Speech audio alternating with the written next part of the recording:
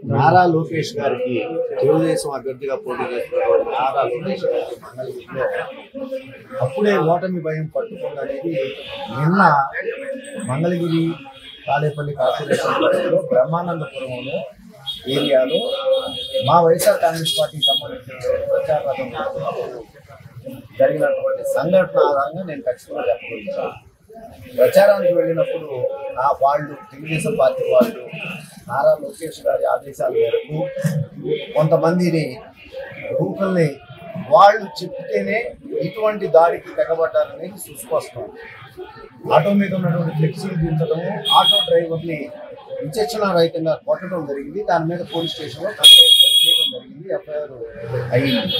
అయితే ఈ సందర్భంగా లోకేష్ గారికి చెప్తుంది ఏంటి అంటే, మీకు ఓటమి తథ్యం అనేది మీరు గ్రహించారు కాబట్టి ఇవాళ బీసీలు పోటీ చేస్తున్నటువంటి దాన్ని మీరు ఓర్చుకోలేక ఇలా హింసాత్మకరమైనటువంటి సంఘటనలు చేస్తే అన్నా బీసీలు భయపడిపోతారేమో, వెనకడుగు వేస్తారేమో అనే ఉద్దేశంతో మీరు చేసినట్టుగా నేను భావిస్తా ఉన్నా. దయచేసి ప్రశాంతమైనటువంటి మంగళగిరిలో ఇలాంటి హింసాకర సంఘటనలకి తెర లేపవద్దని చెప్పి నేను కోరుకుంటా ఉన్నా. మంగళగిరి మంచి మంగళగిరి, ప్రశాంతకరమైనటువంటి మంగళగిరి.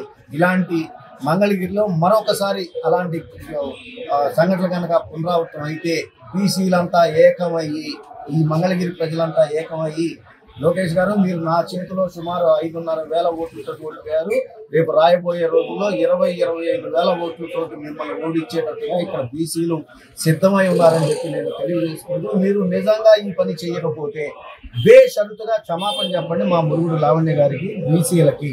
మేము ఇది మా వాళ్ళు చేసినటువంటి తప్పు, ఇక మేము ఇది పునరావృతం కాకుండా చూసుకుంటామని.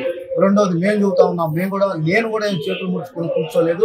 బీసీలు ఒకవేళ ఓర్పుగా సహనంగా ఉన్నప్పటికీ కూడా మళ్ళా కనుక తిరిగి మీరు కనుక పునరావృతం చేస్తే, మీరు కానీ ఇప్పటికీ హైదరాబాద్ నుంచి వలస వచ్చి హైదరాబాద్లో ఇప్పటికీ నివసిస్తానే మీరు ఉంటా ఉన్నారు.